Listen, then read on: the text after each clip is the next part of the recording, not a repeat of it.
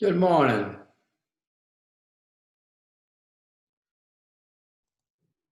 Good morning. Morning.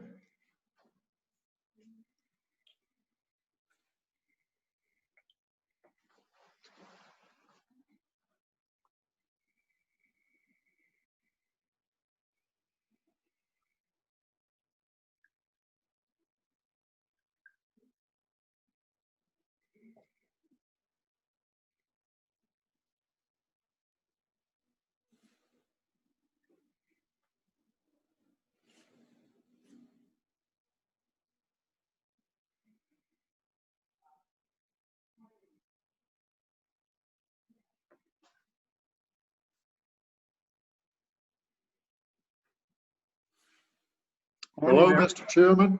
Morning, everybody. Good morning. Good morning. Let's see, we've got one, two, three, four of us, and then we got Mary from our consultants, and Angela is here too. Hello, Angie. How are you? I'm well. How are you, Bill? I'm doing great. We just got our vaccine appointment, for next Very week. nice. So we're real happy about that. Good. You happy for you, Bill? You and Peggy. Great. I'll send you all the info that we got if you want to call. Hello, Bill.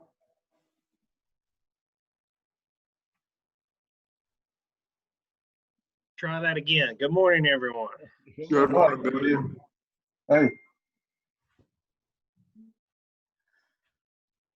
Well, Mary, it's nice to see a face to go with the voice. That's Wade Burns here. It looks like Yes. you're coming to us from Joe Biden's basement, though. Is that? I know, and I'm glowing from all of the screens and my desk lamp. Sorry about that. The overhead light creates a halo. I am an angel, but kind of distracting too. I haven't. we'd heard you described as an angel before. Yes, that's right. Don't that. My husband probably wouldn't say that, but. Well, I think we've got a quorum and it's 10:30, and so why don't we start? And we're glad everybody is here. Let's have a moment of silence.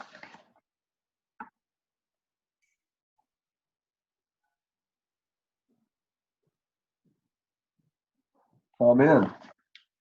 And the agenda Scott sent out, and would someone like to move adoption of the agenda? So moved. Is there a second? Second. All in favor, say aye. Aye. All opposed? Thank you. And Scott, thank you for the agenda and for the minutes. The first thing he submitted in a second email this morning, you would have gotten the correct draft minutes from the last meeting. Were there any changes or corrections that anyone would like to move? Wasn't it any clearer for me reading the minutes than it was here in the presentation. I'm still in a fog on a lot of it, but I moved on to the minutes, approval of the Me minutes. too. I'm glad Mary is here too. And Mason is seconding. Is there any discussion? All in favor say aye. Aye. All opposed? Okay, thank you. So Scott, I'm going to just turn the meeting over to you and let you lead us through it with Mary and Alex and Angie if they want to join too. And Angie, can you see everybody's here for your minutes to see who's here? Okay, It's like Great.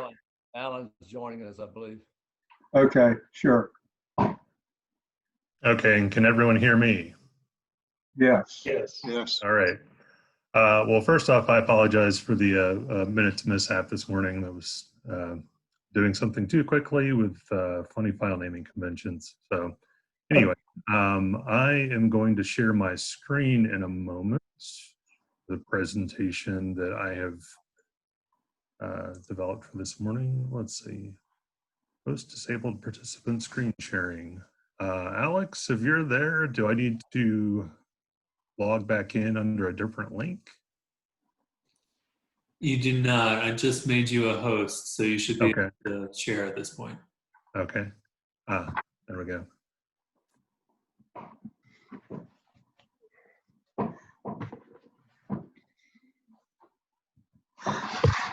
Okay. Go back up. Can everyone see a PowerPoint?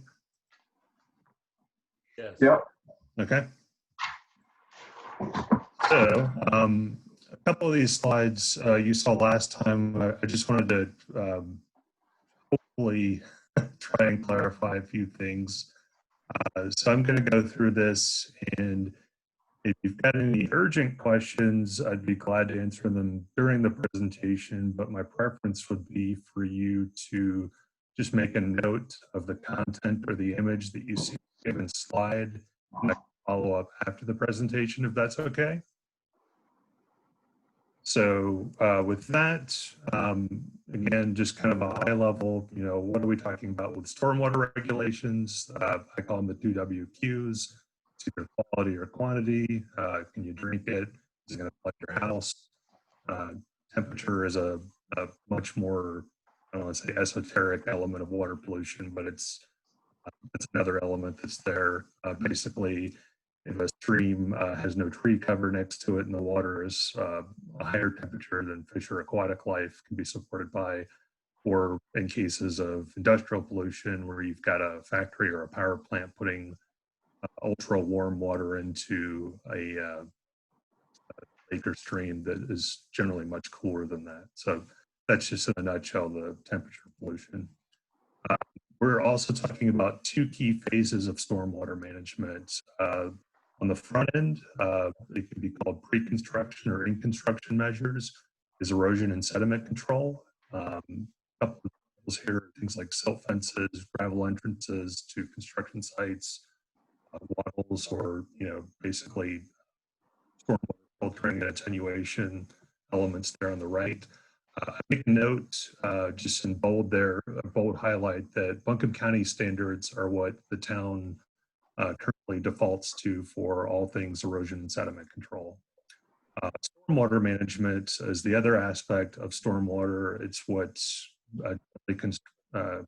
construed as post-construction measures, things like a bioretention bay in a parking lot or next to a house, or if you're doing rainwater capture, that's also considered stormwater management.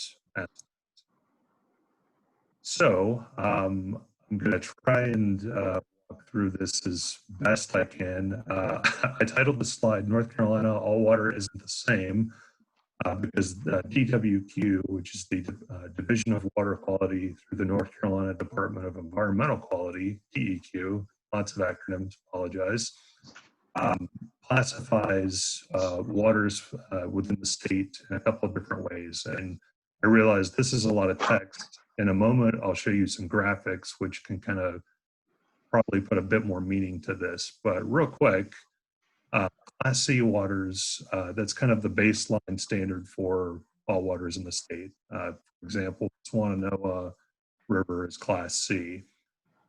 Then you can have other primary classifications, Class B and what are called WS designations, that's water supply.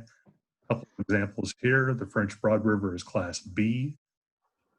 So that is, it's a little confusing, and I'm still working through understanding per school grades if A is best, or at least in this case where I'm looking at this, C class is actually better than B class, just assuming that the French Broad is taking in a lot more ambient runoff and pollution. Two other examples here. WSIV is a very common watershed designation throughout the state. An example of this is the Catawba River in Lake Norman, Mountain Island Lake in the Charlotte area. That is Charlotte's primary drinking water source. And closer by, just over the ridge from Montreat, is Asheville's Burnett Reservoir, aka the North Fork Dam. That's a water supply 1 designation, and that's certainly a very high designation given that all the watershed around there is completely untouched forest. Moving on to supplemental classifications. These are things that are added on to the primary classifications. So in a moment, I'll show you that Montreat has several Class C waters. And a few of those waters are actually what are called high quality waters. There are no trout waters, at least within the Montreat watershed. If you go just over the ridge east to McDowell County, Catawba River watershed, there are plenty of trout water designations. So, can everyone see the map here? Yes. Thumbs up? Yep. Scott, after this, will you mind sending all this out to people, just emailing them so we'll have them? Absolutely, certainly. Right. Thanks. So looking at the map here, let's start at the bottom and kind of look where quote unquote town is. If you see that yellow overlay with the C's on it, can everyone see that? Yes. So those correspond with the table of surface water classifications that are highlighted. So that's the portion of Flat Creek from Big Piney Branch to the Swannanoa River, Little Piney Branch, Kitchen Branch, and Punchin Branch. So keep in mind, those are just basic garden variety Class C waters. Once you go up into the ETJ, those waters are considered Class C plus high quality waters.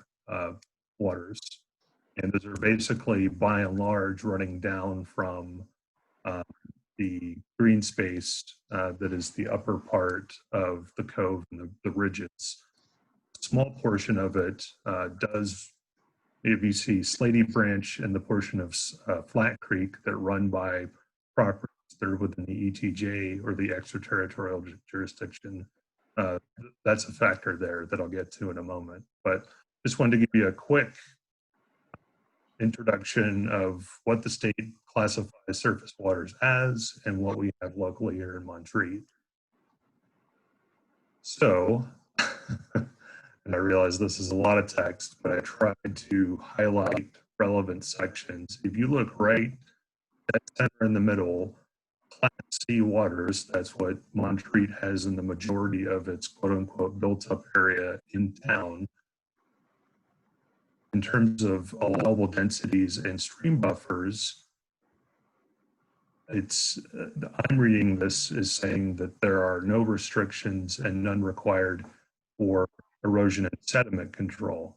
That's not, and I should note that when you see the term stream buffers, it can actually be, it can be the same stream buffer, but it's for those two phases. So erosion and sediment control and post-construction.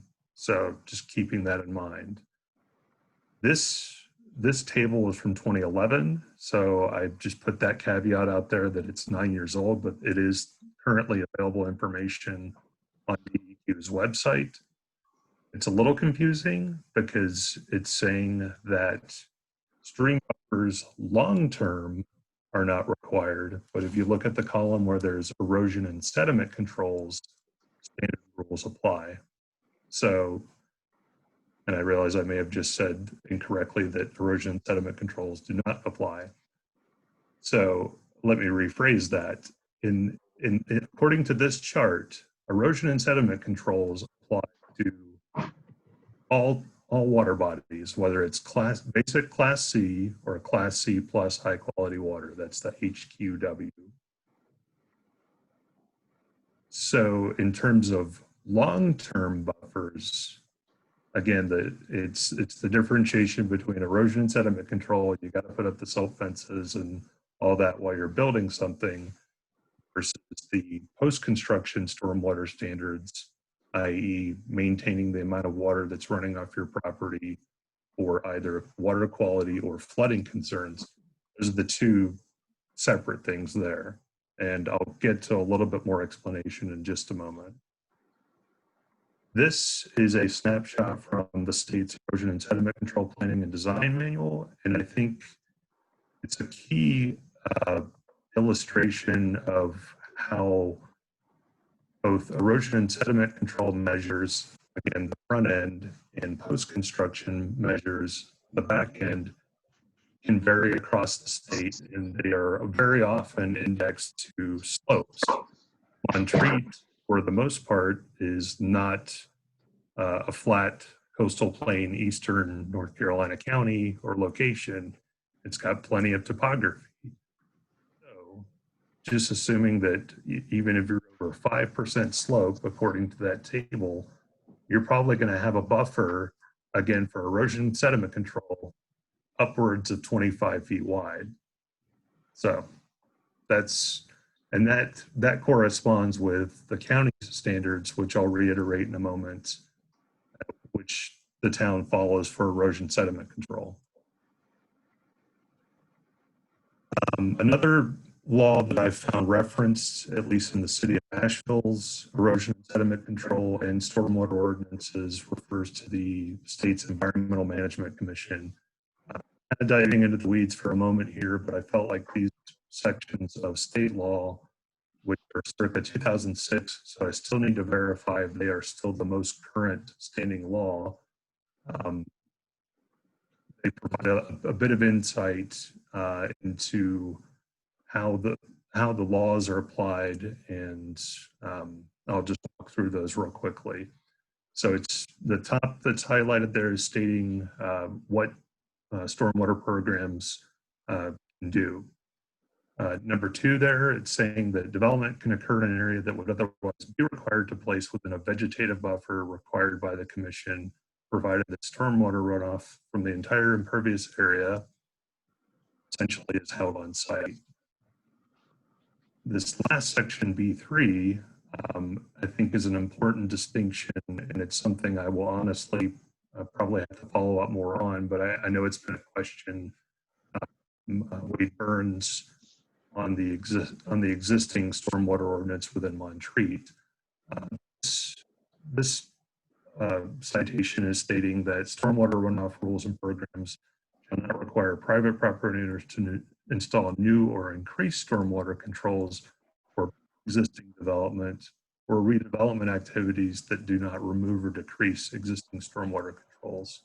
So I think that's an important distinction to make between something that is existing and any addition to it in quote unquote new construction.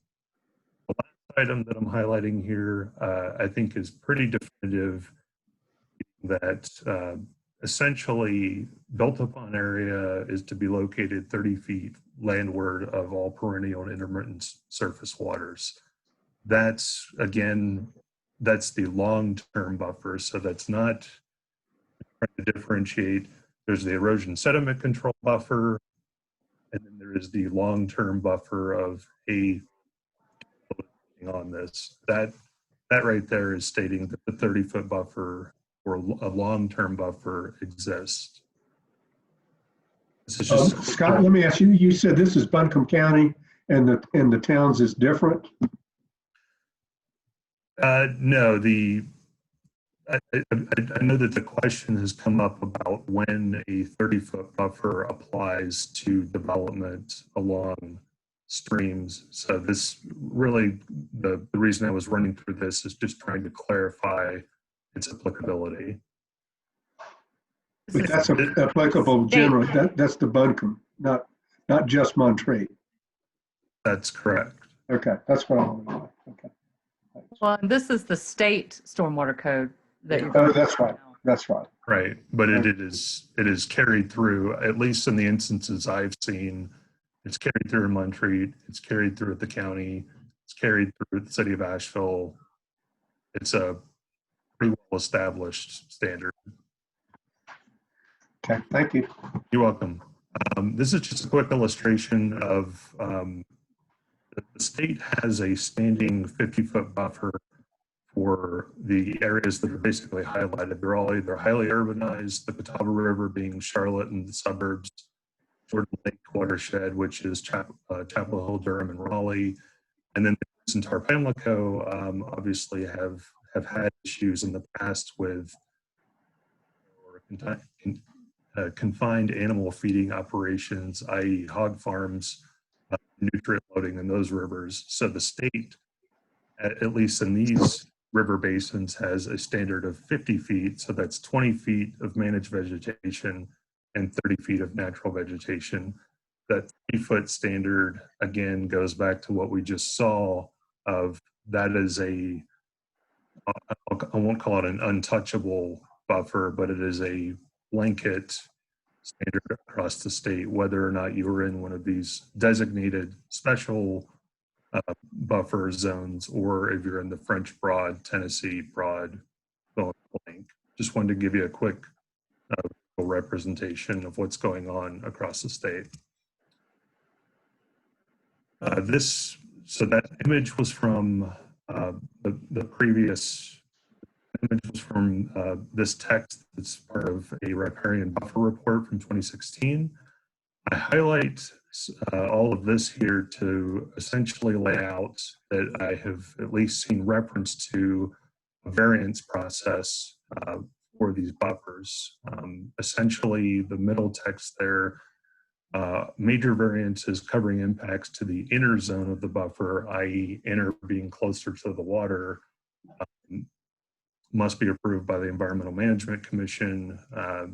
This text is noting that the EMC, the Environmental Management Commission, has routinely granted variances based on management of flows and mitigation of impacts. So essentially, if you're able to demonstrate that you are managing your stormwater on site outside of these buffers. I had this the previous time, and I think I realize it's a lot of information, but I think I could probably clarify this by saying at least the disturbance for the town, and I'll just reiterate the standards, essentially 5,000, 2,500 for 25,000 square feet, 2,500 square feet, or 24% impervious. That 24% impervious limit is referenced in the previous chart that I'd shown you. I'm going to go back to that just shortly to see if that's there. Yes, so tell me, can you all see my mouse? Yes. Okay, so I've been hunting for where the 24% impervious standard comes from, at least within Montreat's ordinance. Now, my only assumption is that it's specifically referenced in areas for water supply. Montreat does not have any water supply areas. However, if this level of development is allowed in supply areas, and I'm just going out on a limb here for a moment, logic would say that level of development would at least be allowed on a Class C water body that is not designated as water supply. Generally, most things that I have seen relating to stormwater impacts and impervious surfaces generally indicates that about 20 to 25% of built upon area is a threshold for stormwater impacts.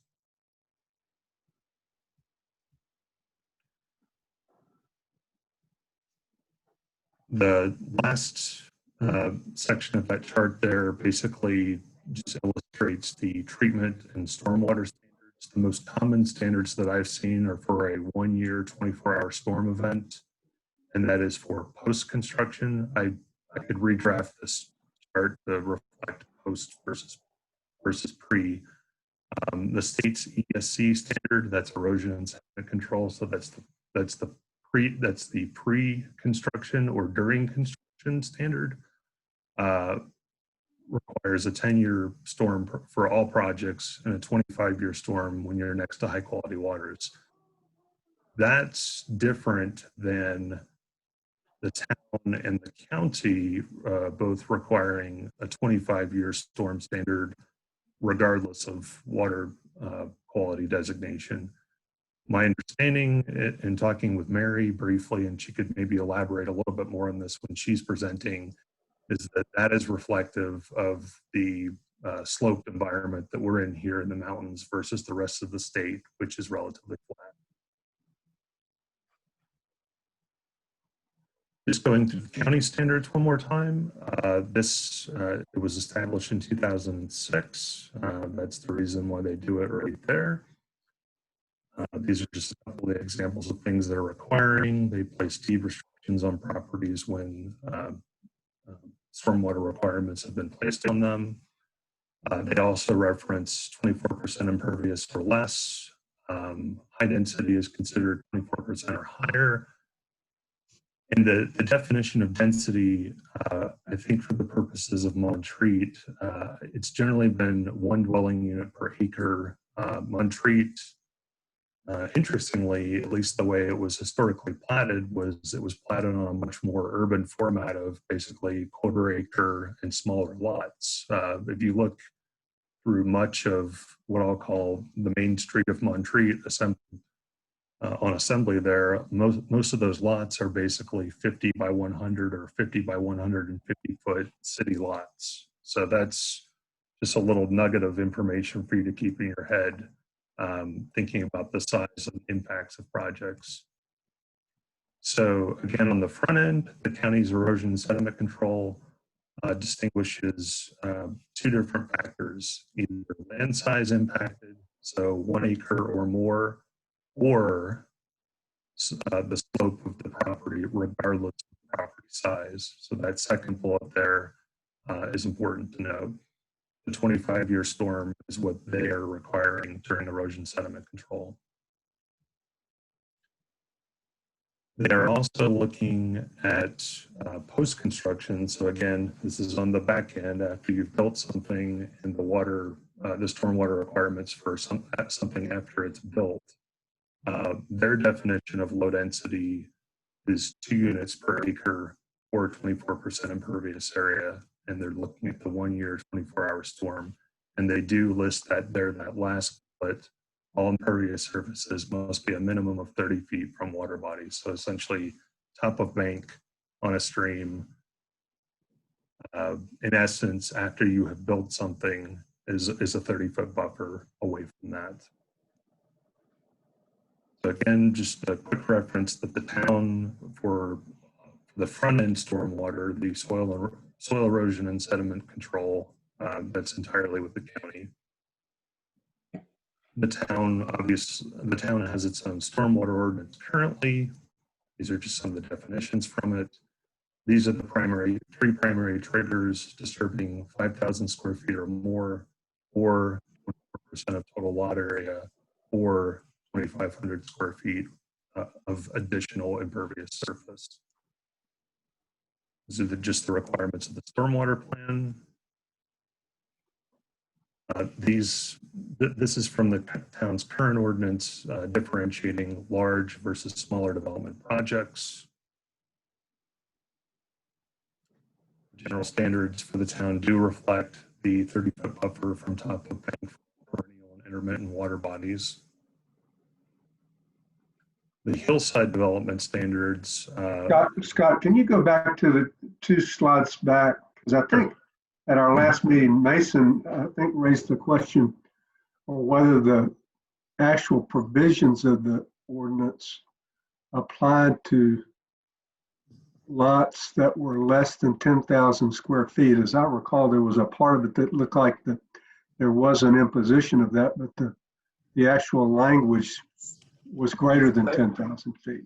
That's right. The provision in the ordinance requiring the retention and treatment of stormwater based on the storm standard is only under the section of, and I forget the section, but it's only under the larger project description. That specific retention requirement is not applicable to the smaller development projects. There seems to have been some enforcement confusion about that in the past, but I think one of the things we need to do is make sure we're clear on that. A plain reading of the ordinance makes it clear to me anyway that it was not intended for smaller development projects. And maybe it should be applied to them. I'm not disputing that the merits of it one way or the other, at least at this point in time. But the ordinance as drafted makes it only applicable to the larger development projects, which was not clear, candidly, Scott, in your chart on page 12 of this particular presentation. I think it deserves an asterisk until, at the very least, until we clarify that issue, so that we're clear that detention and treatment requirement is not applicable to smaller development projects.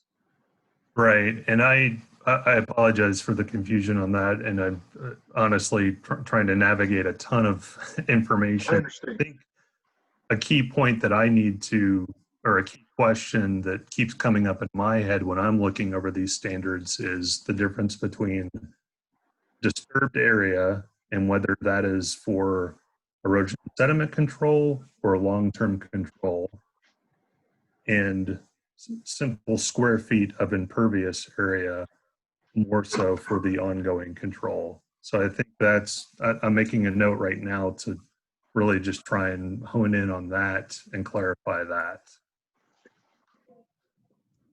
Great, thank you. You're welcome. The hillside development standards, I guess the complicating factor there is that it's got intensity bonuses for impervious that may or may not be indexed to the stormwater ordinance. I haven't been able to see a clear connection between those two, but that's another item that I'm noting right now to just follow up on. Again, just quickly going through, the post-construction standards. It's treating the first inch of rainfall for a 1-year, 24-hour storm, and I believe that was it. So with that, I'm glad to just quickly go back through any of the slides or just have any brief discussion before we move on to Mary's presentation. Yes, the standard on impervious exceeding 25% of the lot requires a stormwater plan.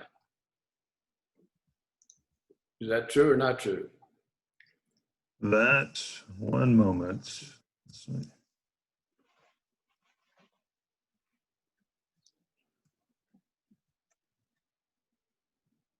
Yes.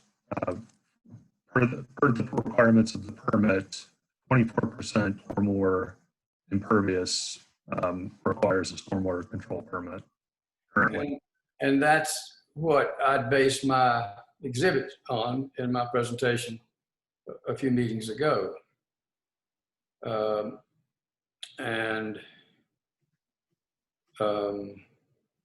think Mason's raising the thought that once you start looking at the 10,000 feet or more, that's in conflict with this 24%, and that maybe that means you ignore that 24%. I'm not sure.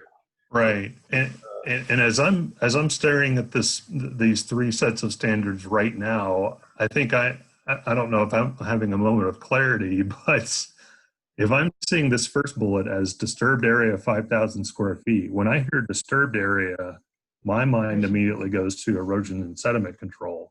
Yeah. So the second bullet is the long-term build out.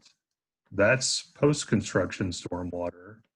That last bullet is impervious. So again, that is long-term stormwater impacts.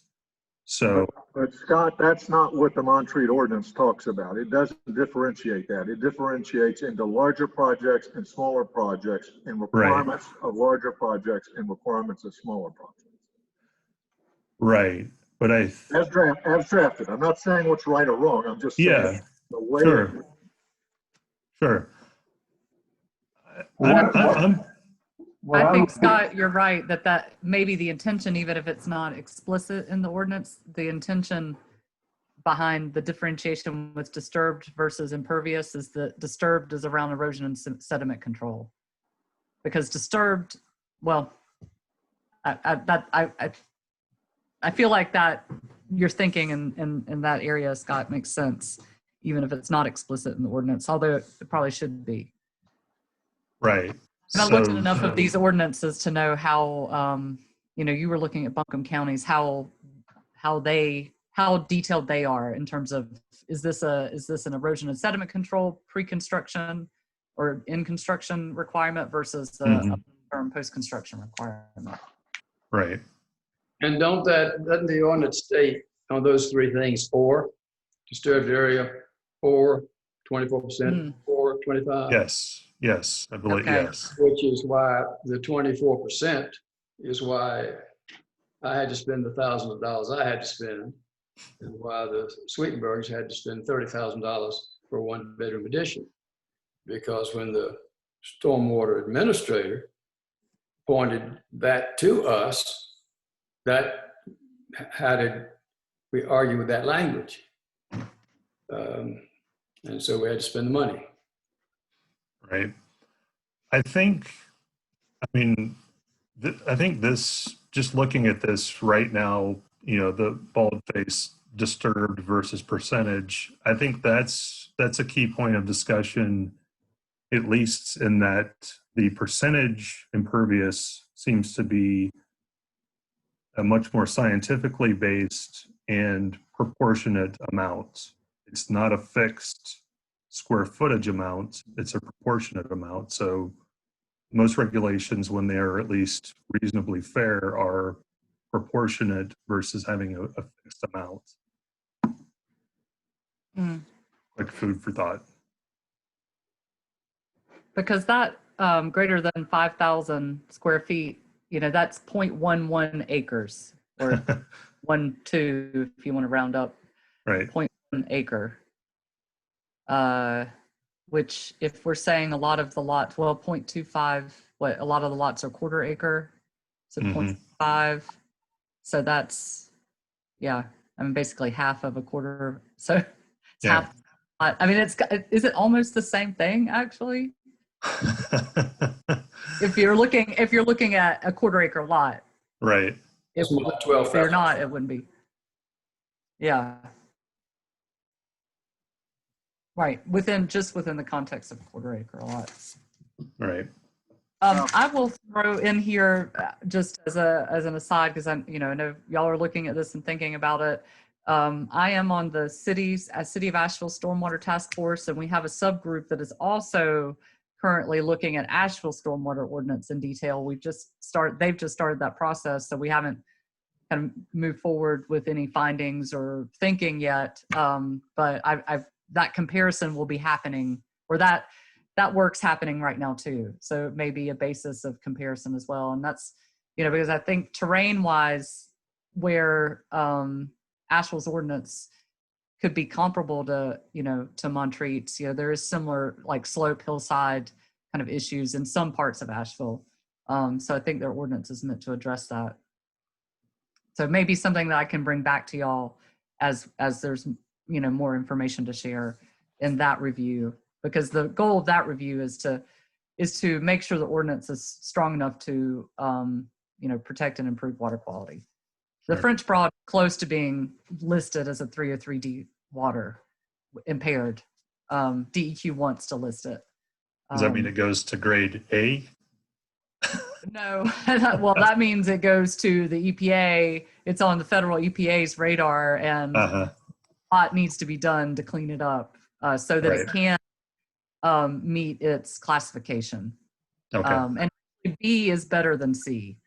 B includes all things C and primary recreation, which means it's supposed to be good for swimming.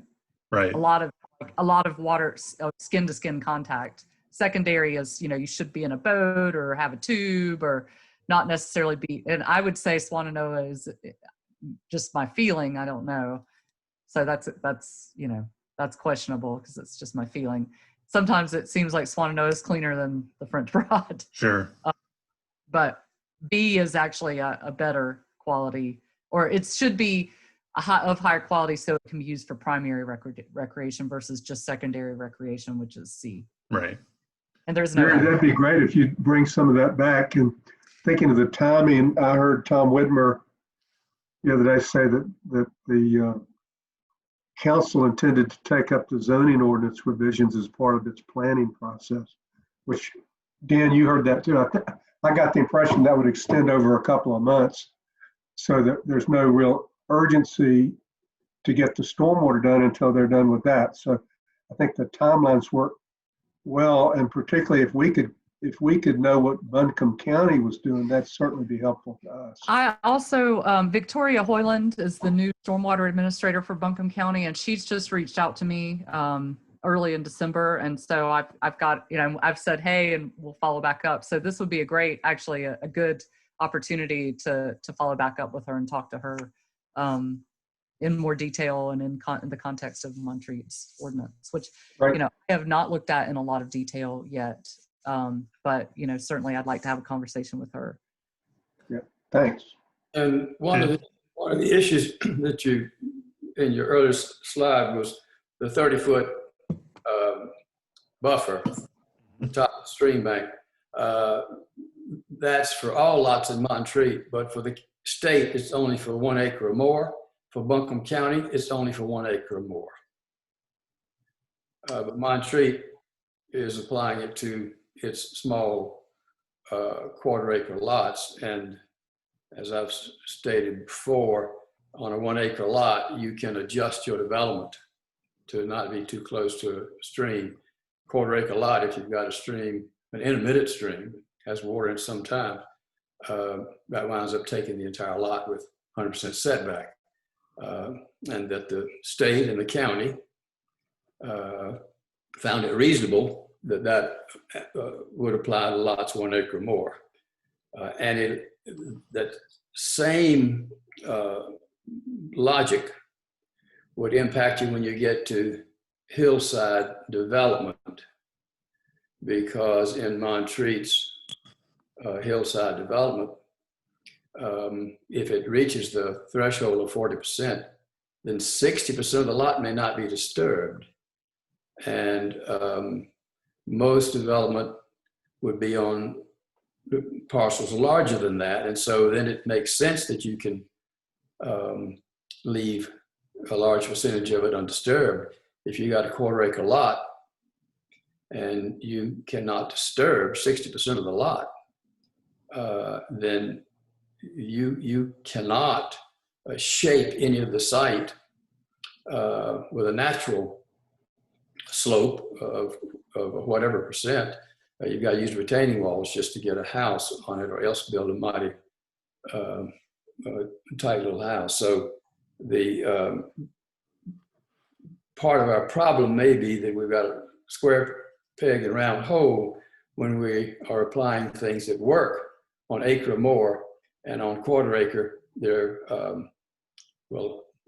too restrictive. They take the property.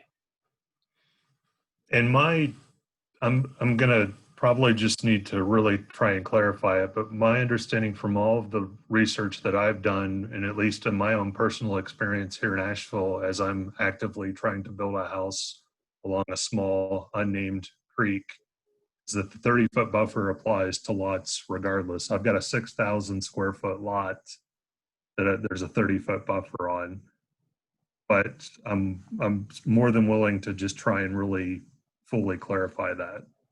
I was wondering about that too, Scott, because I had thought, but that doesn't, because there's so many different programs that have their own buffer thing. So I had thought that the 30-foot buffer was just for the high quality waters and not for Class C. But then you pulled up the state law from 2006 that had that 30-foot buffer on any, well, was it just any perennial stream? Intermittent or perennial stream. Okay, intermittent and perennial.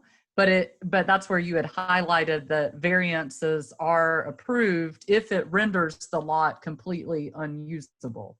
That's my 5-minute understanding. Yes. Yeah, that was the slide. So I was confused by that too. And again, this is something I would like to talk to Victoria about as well, whose job it is to enforce these things. So she should Right. know more about it.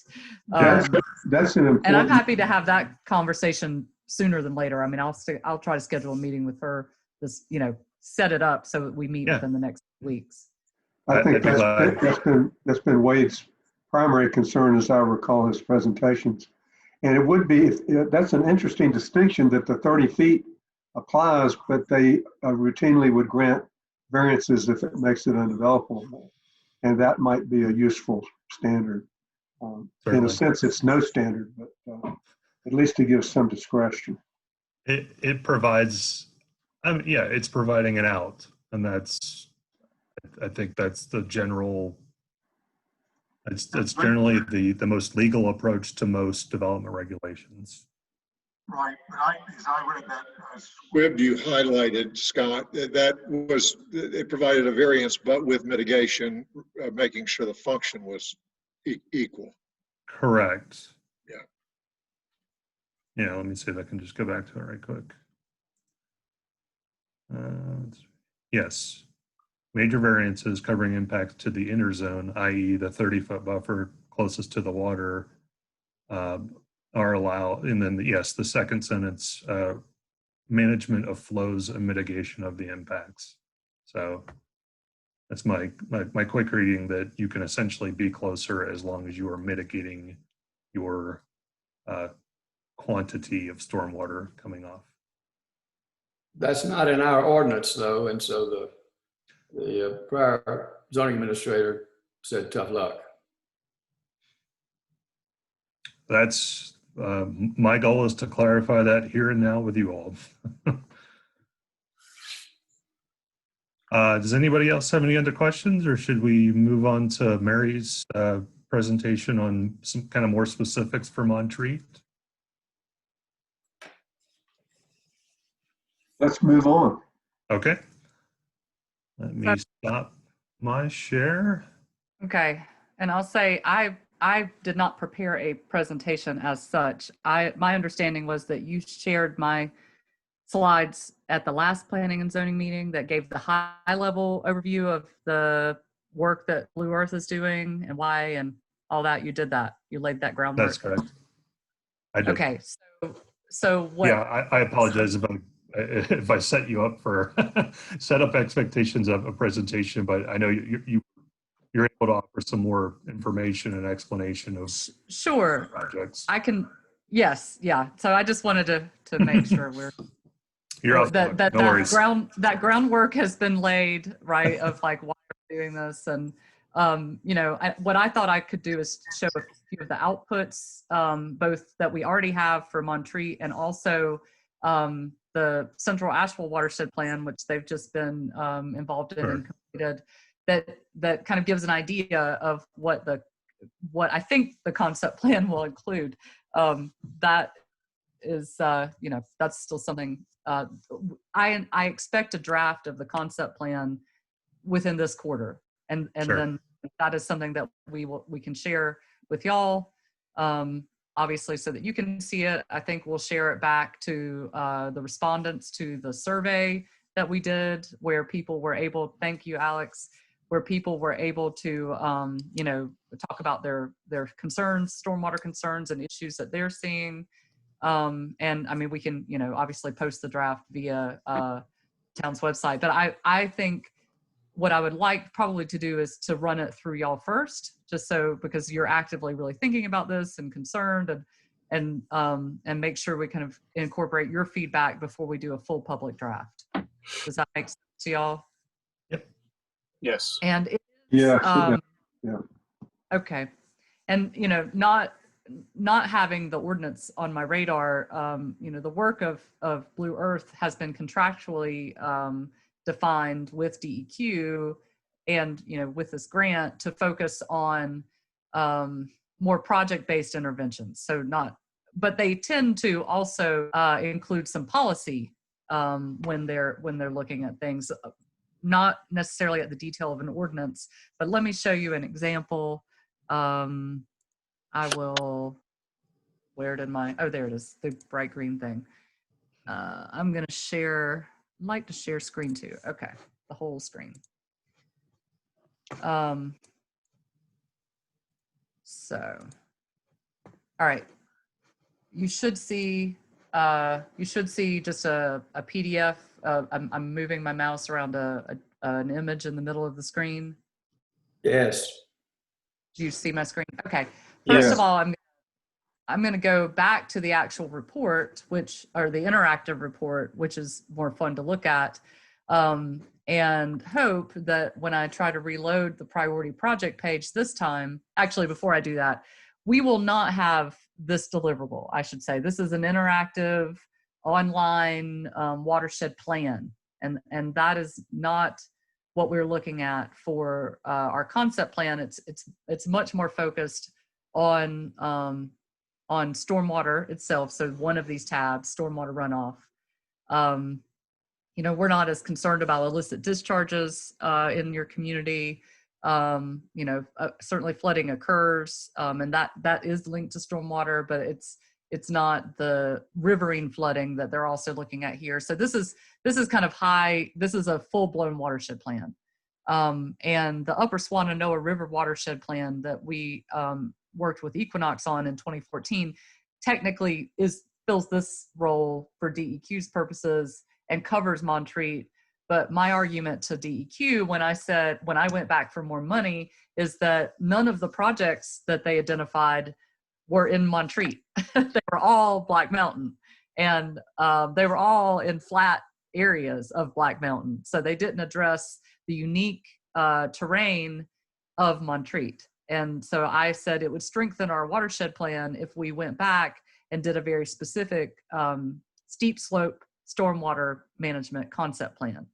And I emphasize the term concept because they're not getting into kind of the construction or even, you know, the design level that you would need to build. That would be a next step, is that we identify, you know, a few high impact projects. Wade, I agree with you that you know, we want of course, there's on one side what every homeowner does with their property, and there's a lot of those properties, so that adds up.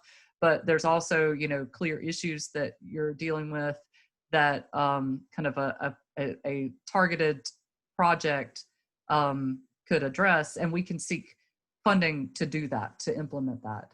And then the design, the actual construction level designs would be done within that context. So what they've done here is also identify these kind of potential priority projects in this watershed. And I do expect something similar. So I'm afraid it's going to do what it did before and not actually show me any of the project. Oh, yay, it's showing them now. Okay, they're coming. All right, so so you should see this colorful little map here. It's got sub-watersheds for, and again, this is Central Asheville right below downtown.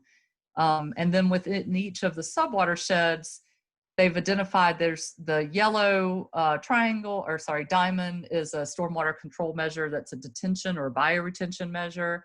You know, those things are harder in Montreat because there's not a lot of public right-of-way. But we talked about the potential, and this is something, you know, we'll come back to y'all with, of maybe reducing the size of that gravel parking lot up by the Public Works facility, for example. Since that's no longer town hall, if that parking lot doesn't need to be as large as that, gravel doesn't need to be as large as it is, could something be done there to help deal with was that Rainbow Road and the runoff from there? You know, we're just kind of we were kicking around a few ideas, but they're just starting that process, which is why they're not here presenting to you today, because they don't have those projects kind of clearly defined yet. But you know, stormwater control measures like, you know, or a rain garden like y'all have at Town Hall now. Again, those are harder to do in the steep slope environment. Trash controls, I don't think is as big of an issue. They've got some infrastructure and project maintenance. And we did identify a few infrastructure areas with some of the outfalls. I can show you that in a moment. Stream and channel restoration, riparian area management, restoration, stream bank or slope stabilization. And this is the one I want to emphasize, disconnected impervious surface, this orange dot. So that is something, so neighborhood, so they've got a detailed fact sheet and a cost summary here, and they're going to give me some of that high level information as well. But that's one of the things that Tim and Marshall said, that, you know, they, in terms of providing alternatives to homeowners, aside from those expensive rainwater vaults that people are installing, looking at some of these disconnected impervious surface techniques. Now, I don't have the details on what those would be for Montreat yet, but I think that are kind of, that still help reduce stormwater runoff, but are not as expensive as the vaults, which a lot of developers or builders will go to, because that's straightforward, it's known, but it's expensive, as I think y'all are mentioning and are reacting and responding to and thinking about how to adjust your ordinance. So disconnected impervious surface is one of the things that I think they will be exploring. I know Tim did several demonstration projects in Mars Hill, and some of that involved like some terracing, which I thought was really interesting. That may be something that they bring into this. It's really going to kind of depend on the analysis that they've done. And that analysis comes from both I'm going to switch screens now, switch maps. That comes from both the stormwater inventory that my colleague John did together with Public Works, going out and geolocating every inlet, every outfall, all of the pipes. I have to zoom in more so you see the pipes. So we have your entire stormwater system inventory here. John did document some issues. Let's click on one of these. What is it? Needs riprap. That's John's. That may not necessarily be what they, because sometimes riprap can actually increase the problem downstream. So I think that's a go-to, but it's not necessarily what Blue Earth will recommend. But they Mary, go ahead. The one thing that Wade included in his presentation, as I recall, was the idea of I'll call it a quote regional unquote retention area. And I don't mean for the whole region, but I mean for a region within Montreat, instead of requiring the retention on each individual lot, that there could be flowing into a larger area. And is that something that y'all have talked about, or is that something we should just be put on our discussion list? I can certainly bring that back to them. Wade, you met with them, so you can speak to what y'all discussed. I mean, I'd say it's still always going to be a combination of both, even if I would assume, there's not a large enough area, and the watershed doesn't drain in a way that you could capture all the runoff from all the properties, right? Like even if you did have some sort of community retention facility. My concern there too would be, I think that's certainly something to talk about. I can't think of where that would go, right? I think there's a ball field somewhere. I'm sure they won't necessarily want us to turn that into that type of facility. But Wade, what did you talk about with Marshall and Tim? Did you all talk about that? Yeah, Tim and Marshall, we saw that there are any number of areas that you have a chance to put in a retention facility. We've got a lot of switchbacks. So in a switchback, when we've got a rain event, you've got a lot of water moving one side or another of that switchback. And so the land, what you'll call the pocket created by that switchback, is public land. Is it? Okay. And that's something that you can actually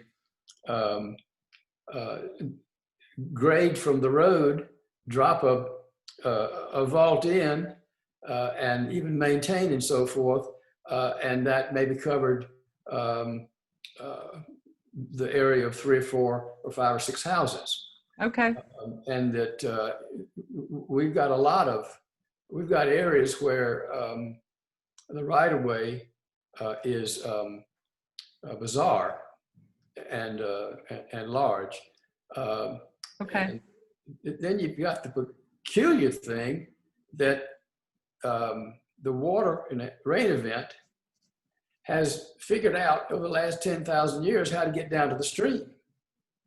And so one of the ones that I'm familiar with, family home, is a trickle most of the time. In a rain event, it's full force, and we survived both hurricanes of 04 or whatever.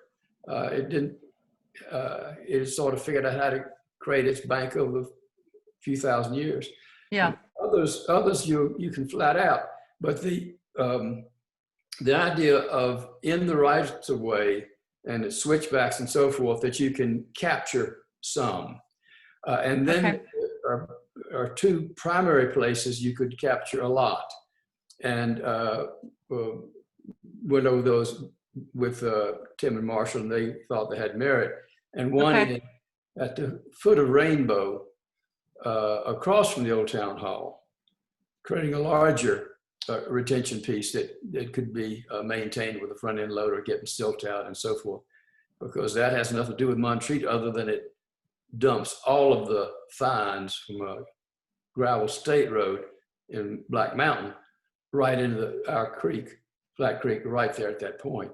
And the second one was between our lake and the first bridge above it, that we have a tremendous amount of accumulation in Lake Susan. Mhm. And in 04 or 05, the lake was drained, at incredible cost, looked like a mining operation with the giant vehicles getting all that silt out. Now it's built back up again in just these few years. So there was a way to put in something about maybe 80 yards long that was catching silt coming down toward the lake, and that could be cleaned out every certain period, far more economically. Right. Okay. Kind of a forebay. And do an awful lot of what we're trying to do. Catch a Right. lot. Right. Okay. So just as a precedent, New York City has something, you may have heard of green streets, but they have something that are called blue streets. And I think it's doing what you're talking about in these switchback areas where they're really designed for managing water, right? So, I mean, in Green Street infrastructure, I mean, that's the idea behind buying green streets, but they wanted to really emphasize that this is a water management feature. So I will, you know, I'm sure you've talked about that with them, but I will reiterate and discuss that with them as well. And what I would like for them to do is to provide, you know, some hard numbers. I mean, they're engineers, right? I'm not an engineer. Like hydraulically, what are we, not just hydrologically, I can calculate runoff, but hydraulically, what are we looking at in terms of reduction of velocity? Because that's important to reduce damage to your infrastructure, like what you saw in Tropical Storm Alberto. Hydraulically, what kind of benefit and gain can we see from some of these things that we're talking about right now? So I will ask for that kind of analysis. Benefit. Okay. That's helpful. Were there kind of other, so this stormwater system map is available, it's finished, it's been shared with Public Works. It will meet your stormwater permit requirements that DEQ has for mapping your stormwater system. And we do have some water quality information in here as well. Josh Holbrook is doing the in-stream monitoring, and he is still collecting data. So I don't have any sort of data report from him yet. But I do, you know, their Blue Earth looked at erosion. So the assessment piece is, well, you know, we know you have stormwater, but where are the impacts the worst? And you've brought up some of them, Wade, in terms of the sedimentation in Lake Susan. You know, certainly the things coming off of Rainbow Road, or what is it Rainbow Road? I apologize for not using the right terminology. I just haven't seen. Rainbow Road, I think. It is Rainbow Road. Okay. So they walked several linear feet of multiple streams, over 6,000 linear feet, I believe, and did a bank erosion hazard index assessment, and actually found relatively little erosion, but that's actually because the stream's largely bedrock, I think. I don't know that that's the best indicator. but that's kind of what's going into this, just so you have some background, is both, you know, where's the existing stormwater system. And let me show you an outfall. Mary, as you make that turn, is there a possibility that we can also get you to send those charts to us so that we'll be able to view them? Yeah, so this map is public, so you should be, and did I include the link in my previous, I'll check, but I'll make sure that I'll give it to Scott and he can include it in your minutes or however is easiest. That's great. Yeah, if he could print it off, some of us would like to see it on paper rather than. Oh, okay. But yeah, that would be something Scott could do. Yeah, I would say I can help assist, you know, in terms of talking through it, because we do not have a print of it. Okay. Okay. But I think you'll have to print it in quadrants to get, you know, the level of detail. But one thing about the interactive map is you can go in to, this is something you can look at it. So this is something they're using. Oh, neat. Sure. Oh, that's so you can great. see kind of how water's being diverted into this. I wanted an outfall though. I'm keep picking. I just closed the wrong thing. Sorry. I just closed it.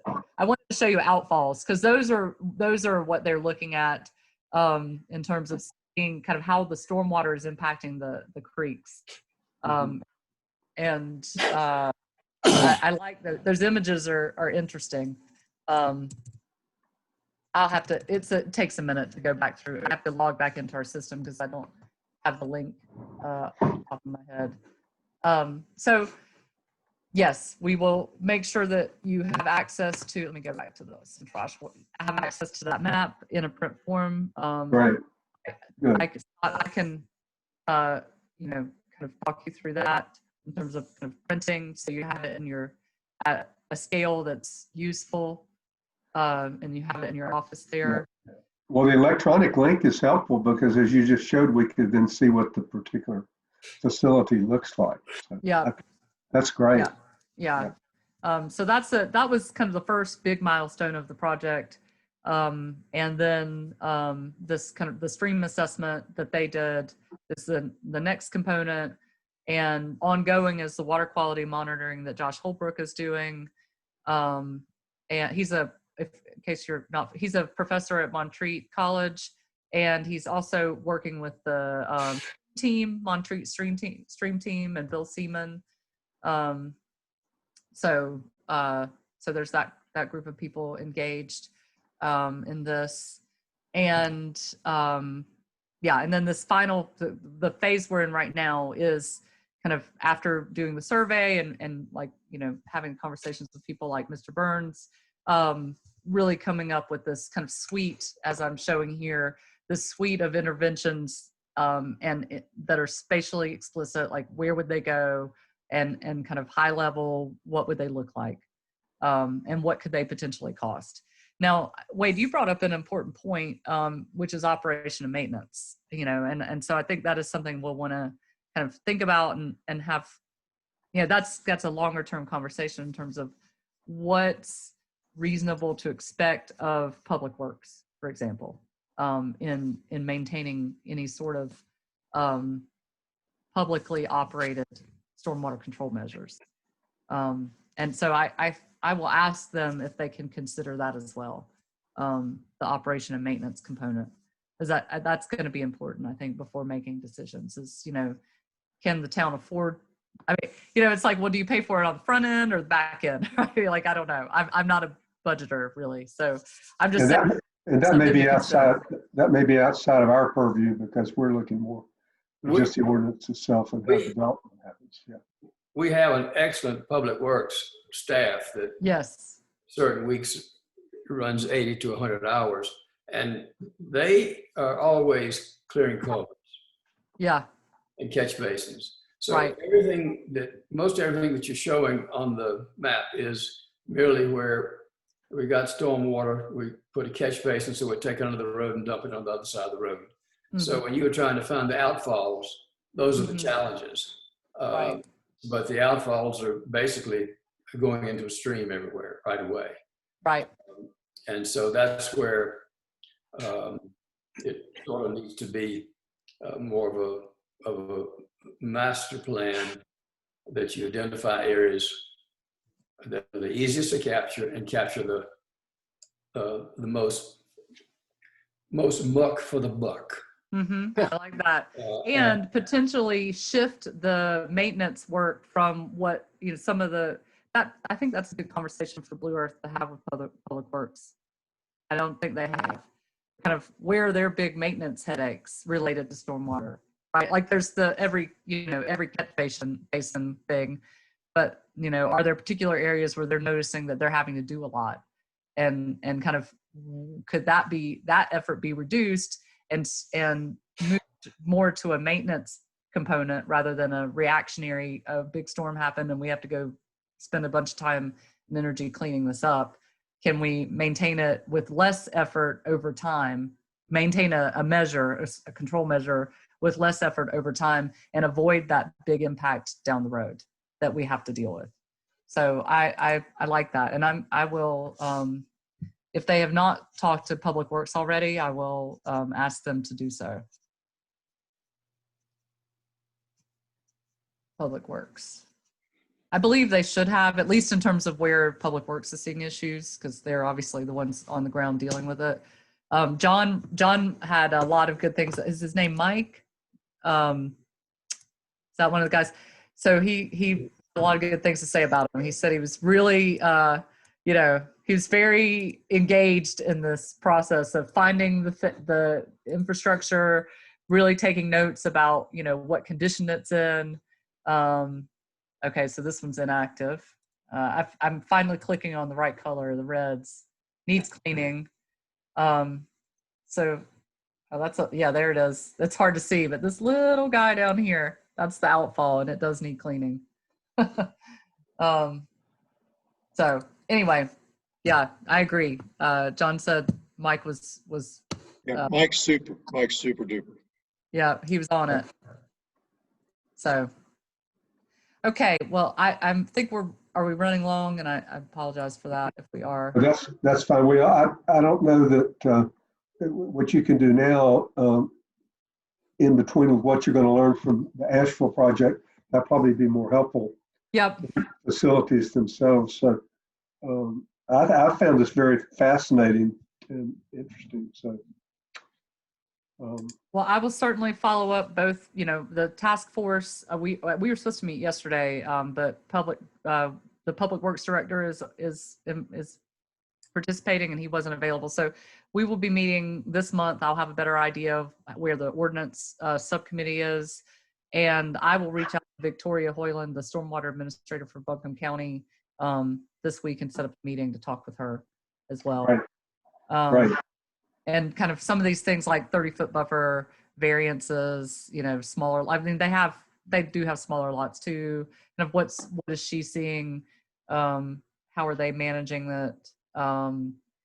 And then in terms of the Blue Earth team, talking about this Blue Street concept, I'll say, but this, these retention options within the switchbacks, and these two potential areas of retention that Wade mentioned. Okay. Yeah. That'd be very helpful. Anybody have any questions or comments?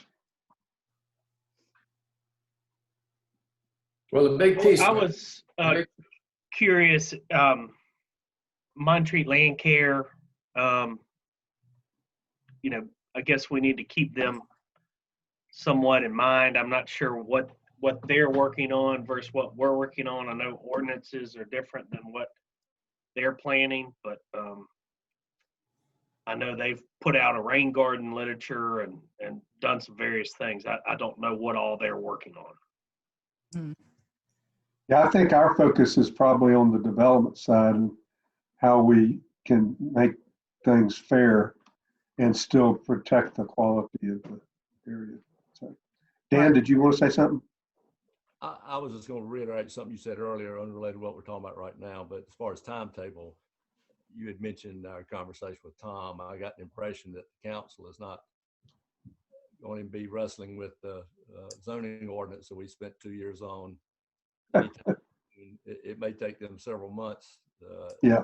least to get through that. So I don't think there's any urgency to what we're working on, except as it may impact some developer or Wade working on another project in the meantime. But Yeah.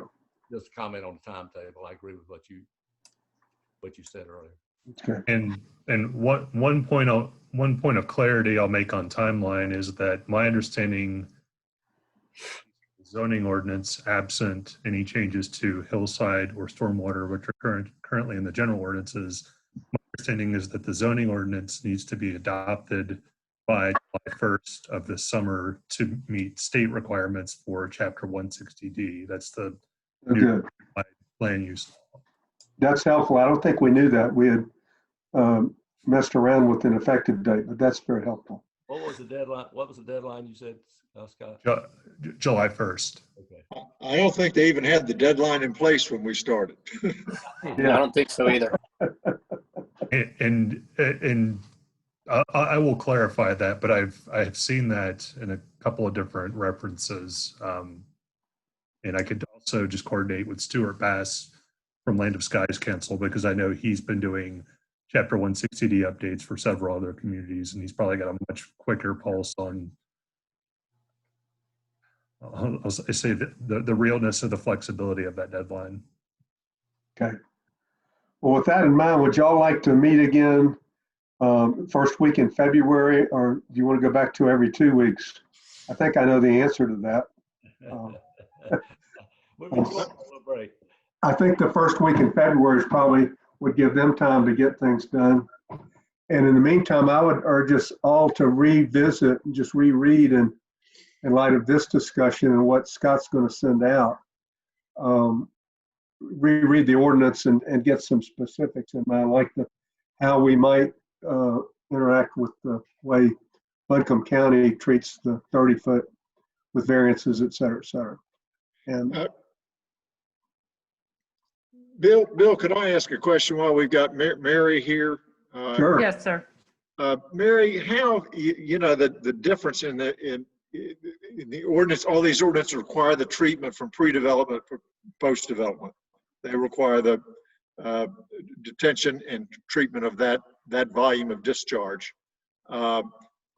based on the amount of impervious area. I mean, just looking at it logically, particularly in steep slope areas like Montreat, frankly, very little retention takes place. Particularly in a huge storm event, because it's all running off, and it all runs off quickly. I mean, it does. It's almost minuscule, the amount. So so given that fact, how are those volumes calculated? The actual volumes that are applied in the restrictions, do they take into consideration the steepness of the slope of the actual development site? Or is there just some sort of statewide standard that's developed somewhere for probably a piece of flat land with impervious or pervious soils? That is a very good question, and one that I'm writing down because I have not asked or answered that question for myself either. But that is an extremely good point. That, you know, this idea of like forested versus developed, and, you know, maintaining pre-development conditions. If that's very steep and bedrock underneath and not these permeable soils and everything's running off anyway, like, is there a difference? That's good. Very good point. And I frankly think it goes to I'm a lawyer, I apologize for that. Yeah, that's all But right. it goes to the legality of the regulation itself. If you're asking people to remedy a problem they're not causing, that's not a legal regulation. If there's no nexus between the two. Good point. I'm glad you raised that. It is. I'm curious. I will find an answer. Thanks. Great. Thanks, Mason. Well, let's look at our calendars. Let me go over the first Thursday in February is the 4th. Would y'all like to meet then? same time? Works for me. And one question would be whether, whether we considered the evening meetings. I know David can't make these daytime meetings. The commission always met in the evening because there was usually somebody that worked. Of course, a lot of folks in retirement age wind up working anyway because somebody needs them. But anyway, that might be something to consider. Maybe check with Dave if he could begin meeting with us again if we. Well, what would y'all feel about me? I personally would not like to meet in the evening, but 4 o'clock would be fine with me. Maybe he could. What do y'all think about the meeting times? Work good. I know the original change today had to do with Montreat's staff staying till 7:30. That's true. Yeah, that's true.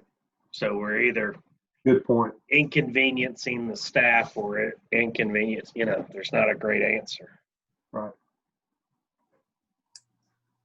I'm flexible either way, as long as it stays on Thursdays.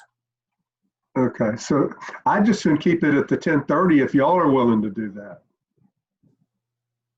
Okay, so let's say 10:30 on the 4th of February.